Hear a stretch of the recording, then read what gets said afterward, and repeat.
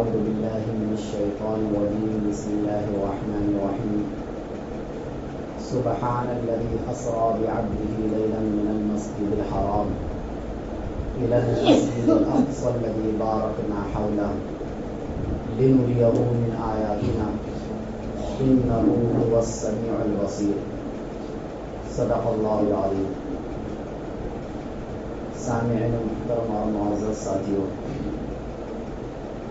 پچھلے ہفتے بیان کیا تھا کہ بنی اسرائیل یعنی یہودیوں کی تاریخ کیا ہے قرآن کی روشنی میں، اور نبی صلی اللہ علیہ وسلم کے آنے سے پہلے تک مسجد اقصی کی کیا تاریخ رہی ہے. تو ایک تو وہ دور تھا مسجد اقصی کا، اور ایک مسجد اقصی کا وہ دور رہا جو نبی صلی اللہ علیہ وسلم کے آنے کے بعد 1200 سال تک چلا، اور پھر 1200 سال کے بعد پھر وہ دور ہے جو آج چل رہا ہے. لیکن اس سے پہلے یہ بھی جاننا ضروری ہے کہ مسجد اقصی اور ملک شام اور فلسطین کی فضیلت قرآن اور حدیث کی روشنی میں کیا ہے، تاکہ لوگوں کے دلوں میں اس کی محبت بیٹھ جائے. ہم اور آپ مکہ کی فضیلت کو جانتے ہیں، اس میں موجود بیت اللہ کی فضیلت کو جانتے ہیں، اسی طرح مدینہ کی کیا فضیلت ہے یہ ہم جانتے ہیں، اور مدینہ میں مسجد نبوی میں نماز پڑھنے کی کیا فضیلت ہے وہ بھی ہم جانتے ہیں. لیکن عام طور سے ملک شام یعنی فلسطین اور مسجد اقصی کی فضیلت کو نہیں جانتے. اسی وجہ سے ہمیں یہ سمجھ میں نہیں آتا ہے کہ وہاں جو چل رہا ہے اس میں ہمارا کیا کردار ہونا چاہیے، ہماری کیا محبت اس کے تئیں ہونی چاہیے. کہ جیسے اگر کوئی مسجد حرام پر حملہ کرے یا مسجد نبوی پر حملہ کرے خدا نخواستہ، تو اس وقت آپ کی ایمانی غیرت کیا ہوگی، اور آپ کا ایمان اس وقت کیا کہے گا، آپ کا اس وقت عمل کیا ہوگا. وہی سب چیزیں مسجد اقصی کے بارے میں بھی ہونا چاہیے، کیونکہ جو فضیلتیں ان مساجد کے بارے میں وارد ہوئی ہیں وہی فضیلتیں مسجد اقصی کے بارے میں بھی وارد ہوئی ہیں. آپ قرآن جب اٹھا کر دیکھیں گے تو قرآن کریم میں جہاں کہیں بھی اس مسجد کا یا وہ مسجد جہاں واقع ہے اس کا ذکر ہوا تو اللہ نے لفظ برکت کا ذکر ضرور کیا. قرآن کریم میں کسی بھی جگہ کو ذکر کرنے کے لیے اس طریقے سے خاص اہتمام اللہ نے نہیں فرمایا. مکہ کا ذکر کیا، اللہ نے اس کی قسم کھا لی. اسی طریقے سے کسی اور علاقے کا ذکر ہوا، لیکن بس علاقے کا ذکر ہوا مبہم طور سے. لیکن کسی بھی جگہ کا ذکر اللہ تعالیٰ نے برکت کے ساتھ نہیں کیا. لیکن ملک شام کا ذکر جب بھی ہوا تو برکت کے ساتھ ہوا. چنانچہ اللہ تعالیٰ نے سورہ بنی اسرائیل میں جب نبی صلی اللہ علیہ وسلم کے معراج کا ذکر فرمایا تو مسجد حرام سے مسجد اقصی تک اللہ کے نبی گئے زمینی سفر کے ساتھ. تو جس طریقے سے اللہ نے مسجد حرام کا ذکر کیا اور اس کے آگے کوئی صفت کا ذکر نہیں کیا، تو یہ بھی ہو سکتا تھا کہ اللہ صرف مسجد اقصی کا ذکر کرتے، اس کے آگے کسی صفت کا ذکر نہیں کرتے. لیکن اللہ نے کیا کہا، الی المسجد الاقصی الذی بارکنا حولہ. مسجد اقصی وہ جگہ ہے جس کے ارد گرد ہم نے برکتیں رکھی ہیں. ایک خاص صفت کا اضافہ اللہ نے فرمایا. قرآن میں جب کسی چیز کا اضافہ ہو جائے تو اس میں بڑی مصلحتیں ہوتی ہیں، اور برکتیں علماء نے بیان فرمایا وہاں ظاہری برکتیں بھی ہیں اور روحانی برکتیں بھی ہیں. روحانی برکتیں اس وجہ سے کہ بڑے بڑے پیغمبر کی قبریں وہاں موجود ہے. جو مسجد اقصی ہے اس کے ارد گرد بڑے بڑے پیغمبروں کی قبریں موجود ہیں. حضرت سلیمان علیہ الصلوۃ والسلام، حضرت یحییٰ علیہ الصلوۃ والسلام، حضرت زکریا علیہ الصلوۃ والسلام، حضرت داؤد علیہ الصلوۃ والسلام، اسی طریقے سے حضرت مریم رضی اللہ عنہا، اور اسی طریقے سے اور بھی جو بڑے بڑے پیغمبر اس بیچ میں آئے جن کا نام قرآن نے نہیں لیا، ان تمام بڑے بڑے پیغمبر یعنی ہزاروں سے زائد پیغمبروں کی قبریں وہاں موجود ہے، اگرچہ متعین نہیں ہے. اور اسی طریقے سے زیادہ تر پیغمبر اس علاقے میں آئے، اس لیے پیغمبر کی سرزمین ملک شام ہے. پیغمبر کی سرزمین ملک شام ہے. حتیٰ کہ ابو الانبیاء تمام نبیوں کے باپ حضرت ابراہیم علیہ السلام پیدا اگرچہ عراق میں ہوئے، لیکن ہجرت کر کے وہ بھی کہاں آئے؟ ملک شام آئے. اپنا وطن انہوں نے ملک شام کو بنایا. تو روحانی برکتیں اس معنی کر کے ہے کہ وہ پیغمبروں کی سرزمین ہے، پیغمبروں کی قبریں وہاں موجود ہے. اور اسی وجہ سے حضرت موسیٰ علیہ السلام نے بھی اللہ تعالیٰ سے یہی دعا کی تھی کہ جب میرا انتقال ہو تو مجھے ارض مقدسہ یعنی فلسطین سے قریب کر دے تاکہ میری قبر وہاں بنے. اللہ کے نبی صلی اللہ علیہ وسلم نے اس قبر کو دیکھا ہے اور صحابہ سے فرمایا کہ اگر تم وہاں موجود ہوتے تو میں تم کو دکھلا دیتا. لیکن یہ اللہ کے نبی کو ہی معلوم ہے، باقی اور کسی کو نہیں معلوم کہ کہاں پر ان کی قبر ہے. تو بہرحال یہ برکت روحانی اعتبار سے ہے، اور ظاہری برکتیں بھی وہاں بہت ہیں. دنیا کے تمام علاقوں میں آپ ڈھونڈ لیجئے، جو رونقیں اللہ نے ملک شام میں رکھی ہے وہ دنیا کے کسی علاقے میں نہیں رکھی ہے. چنانچہ زیتون یہ سب سے قیمتی اس کا پھل اور اس کا تیل مانا جاتا ہے، اور اس کے تیل کے بہت سے فوائد ہیں. طاقتور تیل میں سے سب سے اوپر جو آئے گا وہ زیتون کا تیل آتا ہے. اور سب سے زیادہ زیتون کی پیداوار ملک شام میں ہوتی ہے. سب سے زیادہ زیتون کی پیداوار ملک شام میں ہوتی ہے، اور اس کے درخت کو اللہ نے مبارک درخت قرار دیا ہے. وَالشَّجَرَةِ الْمُبَارَكَةِ زَيْتُونَةٍ لَا شَرْقِيَّةٍ، اس سے مراد زیتون کا درخت ہے، اور وہ سب سے زیادہ کہاں ہوتا ہے؟ ملک شام میں. اسی طرح اللہ تعالیٰ نے انجیر کی قسم کھائی ہے، والتین والزیتون، اور انجیر بھی سب سے زیادہ کہاں ہوتا ہے؟ ملک شام میں ہوتا ہے. انار کے درخت ملک شام میں ہوتے ہیں. یعنی پھلوں میں سے جو بڑے بڑے پھلوں میں جن کا شمار ہوتا ہے وہ سب ملک شام میں آپ کو ملے گا. ہریالی کے اعتبار سے سب سے زیادہ ہریالی آپ کو ملک شام میں ملے گا. اس لیے پہلے زمانے میں جب یہ فتنے فساد نہیں تھے تو لوگ ملک شام بہت کثرت سے جایا کرتے تھے. ان علاقوں میں چلے جانے سے لوگوں کی بہت سی بیماریاں دور ہو جاتی تھی. وہاں کی ہوا، روحانی ہوا، ظاہری ہوا، برکت والی ہوا. تو بہرحال وہاں ظاہری برکتیں بھی ہیں اور روحانی برکتیں بھی ہیں. ہر زمانے میں وہاں فتنہ فساد ہوا، لیکن یہ برکتیں وہاں کی ختم نہیں ہوئی. اللہ نے دوبارہ اس ملک کو سرسبز و شاداب کیا. وہاں کی ہریالی کو دوبارہ اللہ تعالیٰ نے پیدا کیا. تو اس لیے فرمایا الذی بارکنا حولا، وہ مسجد اقصی جس کے ارد گرد ہم نے برکتیں رکھی ہیں. اچھا، اسی طریقے سے اللہ کے نبی صلی اللہ علیہ وسلم کی جب معراج کا ذکر ہوگا تو مسجد اقصی کے ذکر کے بغیر معراج کا ذکر نہیں ہو سکتا. اللہ اگر چاہتے تو اللہ کے نبی صلی اللہ علیہ وسلم کو معراج ڈائریکٹ مسجد حرام سے بھی کرا سکتے تھے، لیکن اللہ کے نبی کو مسجد حرام سے مسجد اقصی تک لے کے جایا گیا ایک فضیلت کو جمع کرنے کے لیے. ایک تو یہ کہ خود اس مسجد کی بہت زیادہ فضیلت ہے، اس لیے اللہ کے نبی صلی اللہ علیہ وسلم کا اتنا بڑا معجزہ جو دوسرے نمبر کا معجزہ ہے یعنی قرآن کے بعد، اس کی ابتدا کہاں سے ہو رہی ہے؟ مسجد اقصی سے ہو رہی ہے. دوسرے یہ کہ اللہ کے نبی کو امام الانبیاء ہونے کا خطاب، تمام نبیوں کے امام ہیں ہمارے نبی صلی اللہ علیہ وسلم، یہ لقب اللہ کے نبی کو اسی مسجد سے ملا ہے. اللہ کے نبی صلی اللہ علیہ وسلم کو مسجد حرام میں بھی تمام نبیوں کو جمع کیا جا سکتا تھا، لیکن مسجد اقصی میں تمام نبیوں کو جمع کیا گیا. تمام نبیوں سے ملاقات ہوئی، اور اس کے بعد تمام نبیوں کی اللہ کے نبی صلی اللہ علیہ وسلم نے امامت فرمائی ہے. وہ جگہ آج بھی موجود ہے جس کو قبۃ الصخرہ کہا جاتا ہے.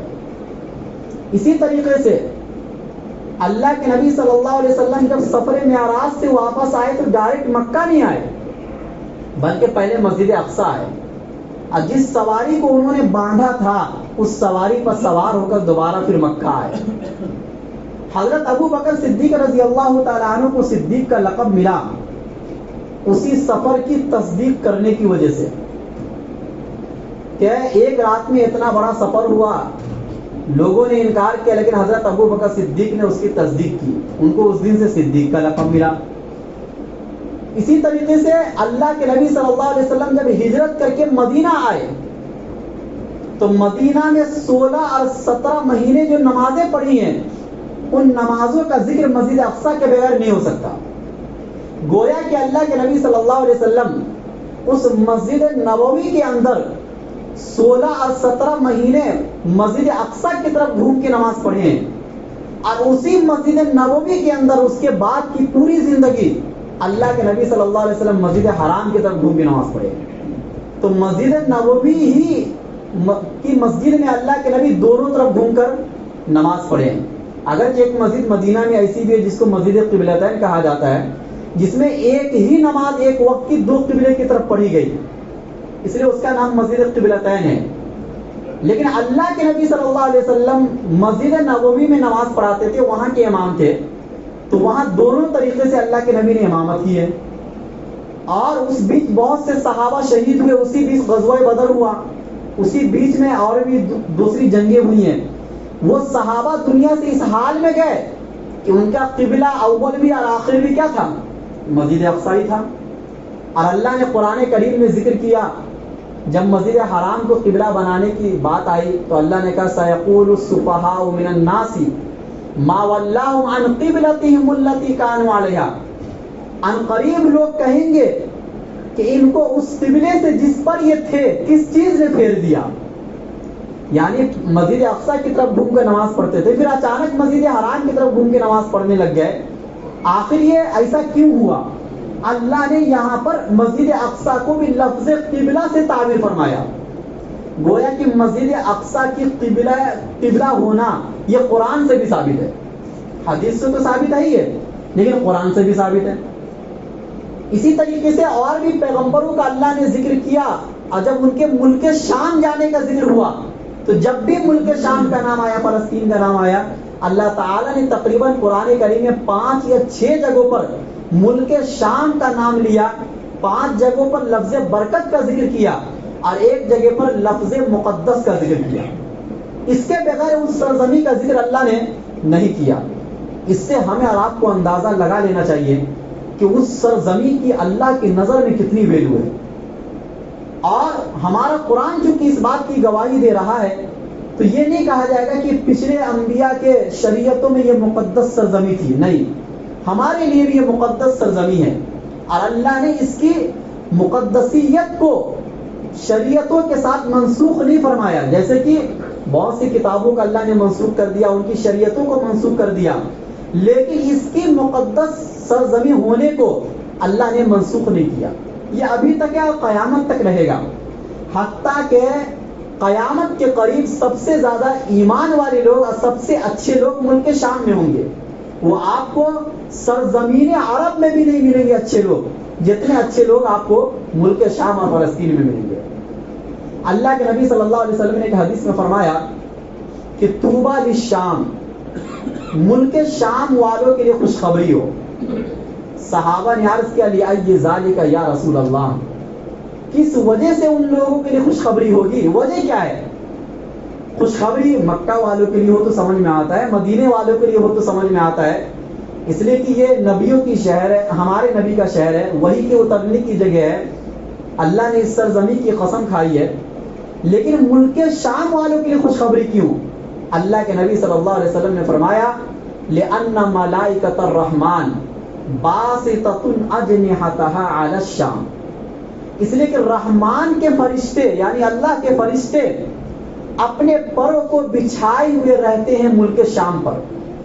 یہی وجہ ہے کہ دنیا کے ہر ملک کے مسلمانوں کا ایمان ڈگمگا جاتا ہے، وہ پیچھے ہٹ جاتے ہیں، بزدل ہو جاتے ہیں، لیکن ملک شام والوں کا ایمان کتنے بھی خطرناک حالات آ جائیں ان کا ایمان نہیں بگڑتا ہے، وہ ہر حال میں اللہ کے نام لینے والے ہوتے ہیں، اگرچہ ان کے سامنے ان کے بچے کو قتل کر دیا جائے، ان کا گھر اجاڑ دیا جائے، لیکن اس کے باوجود بھی ان کے دل سے ایمان نہیں نکلتا ہے۔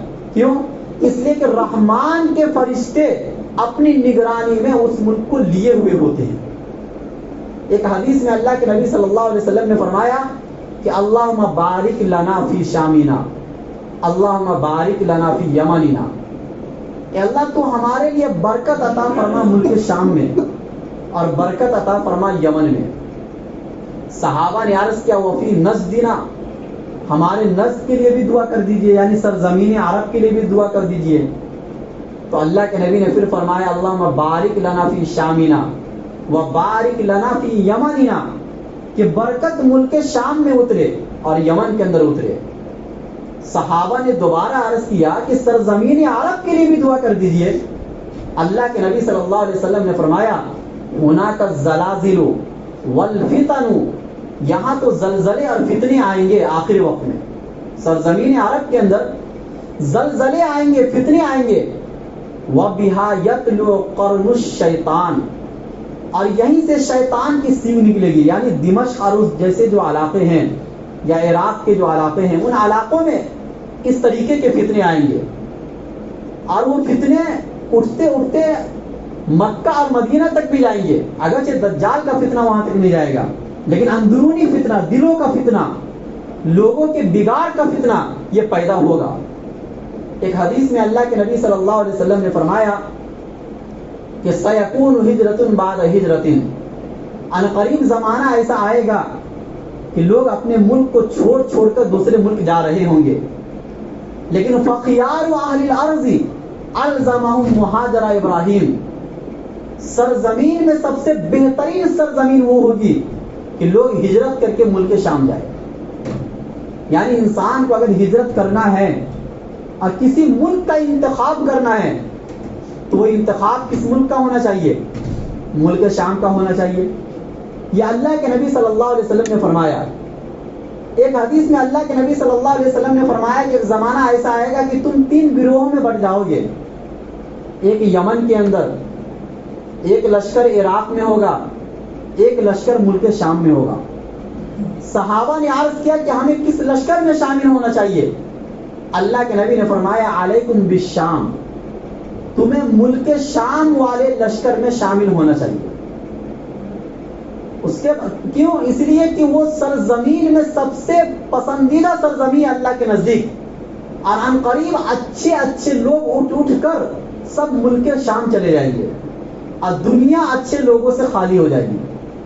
حضرت ابو امامہ باہلی رضی اللہ تعالی عنہ فرماتے ہیں کہ لا تقوم الساعہ، قیامت قائم نہیں ہوگی، حتی یتحول خیار اہل العراق الى الشام وشرار اہل الشام الى العراق، قیامت اس وقت تک قائم نہیں ہوگی جب تک کہ عراق کے اچھے لوگ ملک شام نہ چلے جائے اور ملک شام کے برے لوگ عراق نہ آ جائے۔ پتہ چلا کہ وہاں ہمیشہ اچھے لوگ رہیں گے، خراب لوگوں کو اللہ ماحول ایسا ماحول بنا دیں گے کہ وہ اس سرزمین کو چھوڑ کر دوسری سرزمین چلے جائیں گے، وہاں پر صرف اچھے لوگوں کی ہی پیداوار ہوگی۔ ایک حدیث میں اللہ کے نبی نے فرمایا جب پوری دنیا میں فتنے پھیل رہے ہوں گے تو اس وقت ایمان ملک شام میں ہوگا۔ کہاں ہوگا؟ جب پوری دنیا میں فتنے پھیل رہے ہوں گے تو اس وقت ایمان ملک شام میں ہوگا۔ ایک حدیث میں اللہ کے نبی نے فرمایا کہ جب ملک شام میں فتنہ فساد ہو رہا ہوگا تو دنیا میں تمہارے لیے خیر نہیں ہوگا، فلا خیر فیکم، تمہارے لیے دنیا میں خیر نہیں ہوگا۔ پتہ چلا اگر دنیا میں بھلائی یا خیر آپ کو پیدا کرنا ہے، یہ سب کی ذمہ داری ہوگی کہ اس ملک کے اندر آپ خیر پیدا کریں، اس ملک کے فتنے فساد کو آپ روکیں، تب جا کے آپ کے یہاں بھی خیر پیدا ہوگا، ورنہ آپ خیر سے محروم کر دیے جائیں گے۔ اس قسم کی بہت سی حدیثیں ہیں جو ملک شام کی فضیلت کے لیے وارد ہوئی ہے۔ اس کے علاوہ بھی ایک حدیث میں اللہ کے نبی صلی اللہ علیہ وسلم نے مسجد اقصی کی فضیلت کو بیان کرتے ہوئے فرمایا کہ لا تشد الرحال الا الى 3 مساجد، کہ عبادت کی نیت سے صرف 3 جگہوں کے لیے سفر کر سکتے ہیں آپ، یعنی یہ نیت کر کے کہ اگر میں یہاں کے لیے سفر کروں گا تو مجھے ثواب ملے گا، ثواب کی نیت سے، بنیت عبادت، آپ صرف 3 جگہوں کا سفر کر سکتے ہیں. نمبر 1 مسجد حرام کے لیے، نمبر 2 مسجد نبوی کے لیے، اور نمبر 3 مسجد اقصی کے لیے. اس کے علاوہ دنیا میں کسی بھی مسجد کے لیے آپ عبادت کی نیت سے سفر نہیں کر سکتے. ہاں دیکھنے کے لیے آدمی جا سکتا ہے، زیارت کے لیے جا سکتا ہے، لیکن عبادت کی نیت سے صرف انہی 3 مسجدوں تک کے لیے آپ سفر کر سکتے ہیں. اور ان 3 مسجدوں میں سے ایک مسجد مسجد اقصی بھی ہے، جس کی فضیلت اللہ کے نبی صلی اللہ علیہ وسلم نے اس حدیث میں بیان فرمائی. جب حضرت سلیمان علیہ السلام مسجد اقصی کو بنانے سے فارغ ہوئے تو انہوں نے 3 دعائیں کی تھی. حضرت سلیمان علیہ السلام نے 3 دعائیں کی تھی. پہلی دعا تو یہ کی کہ وہ حکمن یصادف حکمہ، کہ میں حکومت ایسی چلاؤں کہ جو آپ کی منشا اور آپ کی رضا کے مطابق ہو. مجھے ایسی سمجھ بوجھ عطا فرمائیے، فیصلہ کرنے کی ایسی طاقت ہمیں عطا فرمائیے کہ وہ فیصلہ آپ کی رضا کے مطابق ہو، آپ کی خوشنودی کے مطابق ہو. چنانچہ اللہ تعالیٰ نے حضرت سلیمان علیہ السلام کے سمجھ بوجھ کی قرآن میں تعریف فرمائی ہے. فَفَهَّمْنَاهَا سلیمان، ہم نے سمجھ بوجھ کی صلاحیت سلیمان کو عطا فرمائی تھی. تو یہ دعا انہوں نے مانگی، یہ دعا قبول ہو گئی. دوسری دعا انہوں نے یہ مانگی کہ اللہ مجھے ایسی حکومت دے کہ اس کے بعد ویسی حکومت کسی کو بھی نہ دے. وَهَبْ لِي مُلْكًا لَا يَنبَغِي لِأَحَدٍ مِّن بَعْدِي. اللہ نے ان کی یہ دعا بھی قبول فرما لی، اور ویسی حکومت اللہ نے دنیا میں اب قیامت تک کسی کو نہیں دیں گے. یعنی جناتوں پر حکومت، ہواؤں پر حکومت، پرندوں پر حکومت، اسی طریقے سے جانوروں پر حکومت، انسانوں پر حکومت، اور پوری دنیا پر حکومت. حتیٰ کہ ہر مخلوق کی زبان بھی وہ سمجھتے تھے یا جانتے تھے. چیونٹی کیا بول رہی ہے وہ سمجھ جاتے تھے، وہ پرندے کیا بول رہے ہیں وہ سمجھ جاتے تھے. اور یہ واقعہ اللہ نے قرآن میں ذکر فرمایا ہے. تو یہ 2 دعا ہوئی. تیسری دعا انہوں نے یہ مانگی کہ اللہ اس مسجد اقصی میں جو بھی نماز پڑھنے کے ارادے سے آئے اور ان کا مقصد صرف نماز پڑھنا ہو، کوئی اور مقصد نہ ہو، تو آپ ان کو گناہوں سے ایسا پاک فرما دیجئے کہ گویا کہ وہ آج ہی اپنی ماں کے پیٹ سے نکلا ہے.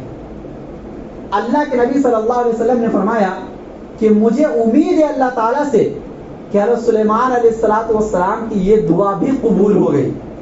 گویا کہ اگر آپ مسجد اقصی جائیں اور صرف اس مسجد میں نماز پڑھنے کے ارادے سے جائیں اور 2 رکعت نماز پڑھ کر آپ واپس آ گئے تو یہ سمجھیے کہ آپ اپنے گناہوں سے ایسے پاک ہو گئے گویا کہ آج ہی آپ اپنی ماں کے پیٹ سے نکلے. اتنی بڑی فضیلت ہے اس مسجد میں نماز پڑھنے کی.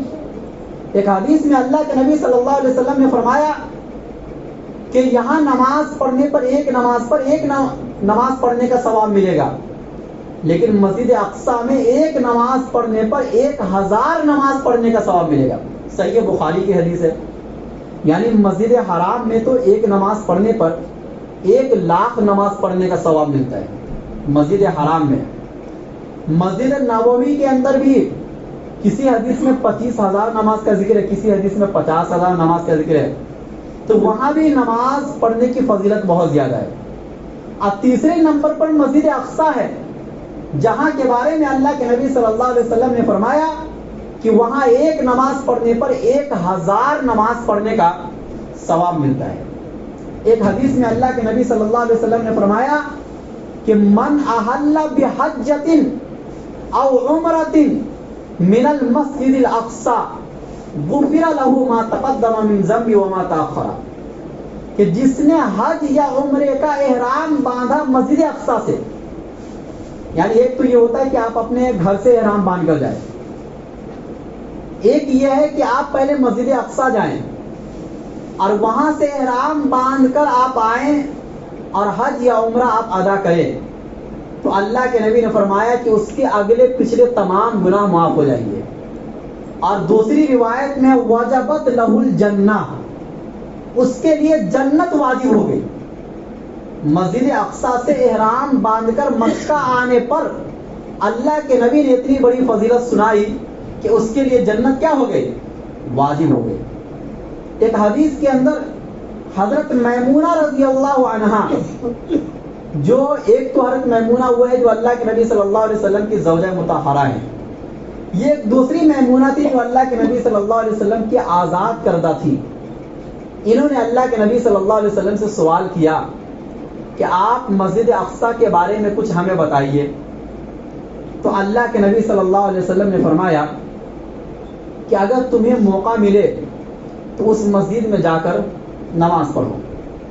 لیکن وہ ایک عورت تھی، وہ نہیں جا سکتی تھی. کہا اگر میں وہاں تک نہ جا پاؤں تو پھر میں کیا کروں مسجد اقصی کے لیے؟ اللہ کے نبی صلی اللہ علیہ وسلم نے فرمایا فَتُهْدِي لَهُ زَيْتًا يُسْرَجُ فِيهِ.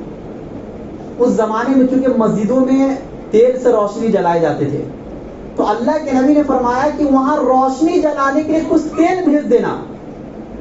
گویا یہ ایسا ہو گیا کہ تم اس مسجد میں چلی گئی. مطلب یہ ہوا اللہ کے نبی یہ سمجھانا چاہ رہے ہیں کہ آپ اگر مسجد اقصی تک نہیں پہنچ سکتے ہیں تو وہاں کے لوگوں کے لیے یا اس مسجد کی مدد کے لیے کچھ بھیج دیں گے آپ کسی معتبر ذرائع سے. تو گویا کہ آپ اس مسجد میں جا کر پہنچ کر واپس آ گئے. اب وہ فضیلتیں آپ کو حاصل ہو گئی. گویا کہ ایسی ہزاروں حدیثیں ہیں جو ملک شام اور مسجد اقصی کی فضیلت میں وارد ہوئی ہے. حضرت عیسیٰ علیہ السلام جب آخری وقت میں اتریں گے تو دمشق کی مشرقی جانب ملک شام میں ہی اتریں گے، اور وہ اپنے لشکر کو جب تیار کریں گے اور آگے بڑھیں گے تو وہ بھی ملک شام ہی ہوگا. دجال کو جہاں حضرت عیسیٰ علیہ السلام قتل کریں گے وہ کون سی جگہ ہوگی؟ وہ بھی ملک شام ہی ہوگی.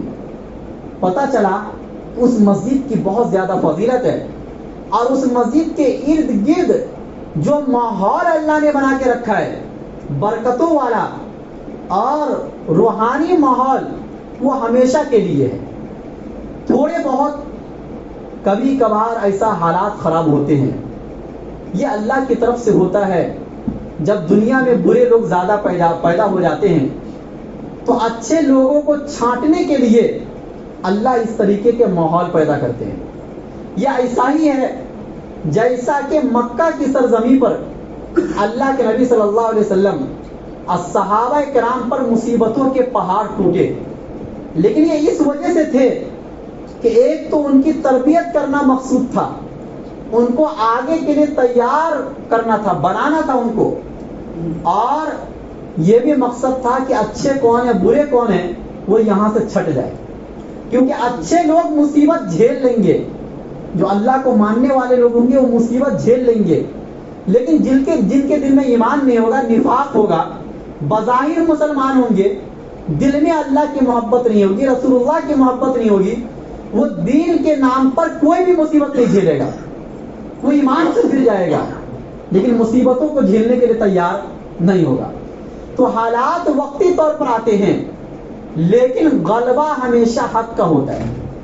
اور ایسے حالات کب آتے ہیں؟ جب انسان اور مسلمانوں میں دو صفت پیدا ہو جائے. اللہ کے نبی نے فرمایا کہ کراہیت الموت، حب الدنیا و کراہیت الموت، انسان دنیا سے بہت محبت کرنے لگ جائے اور موت کو ناپسند کرنے لگ جائے، تو ایسے وقت میں تم کثیر تعداد میں ہونے کے باوجود بھی تمہارا روب و دبدبا نہیں ہوگا دنیا پر، تم کمزور سمجھے جاؤ گے. حالانکہ تعداد بہت ہوگی لیکن کمزور سمجھے جاؤ گے. اور جب تمہارے دل سے دنیا کی محبت نکل گئی اور موت سے محبت آپ کرنے لگ گئے تو ایسے وقت میں پھر آپ کا روب و دبدبا دنیا والوں پر بیٹھ جائے گا، اگرچہ آپ کی تعداد کم ہوگی، اگرچہ آپ کی تعداد کم ہوگی. جیسے صحابہ کی تعداد اس زمانے میں کم تھی لیکن پوری دنیا پر روب و دبدبا تھا ان کا. اور آج ہماری تعداد سب سے زیادہ ہے لیکن ہم سب سے زیادہ کمزور ہے. کیوں؟ یہ دو باتیں ہمارے اندر موجود ہے، ایک تو دنیا کی محبت اور دوسرے موت کو ہم ناپسند کرتے ہیں. ہم چاہتے کہ ہماری عمر اور بڑھ جائے اور بڑھ جائے، حالانکہ ہر انسان زندہ اتنا ہی رہے گا جتنا اللہ نے اس کے لیے زندگی مقدر فرما دی ہے. اللہ ہم سب کو کہنے سننے سے زیادہ عمل کرنے کے توفیق دے۔ آگے کے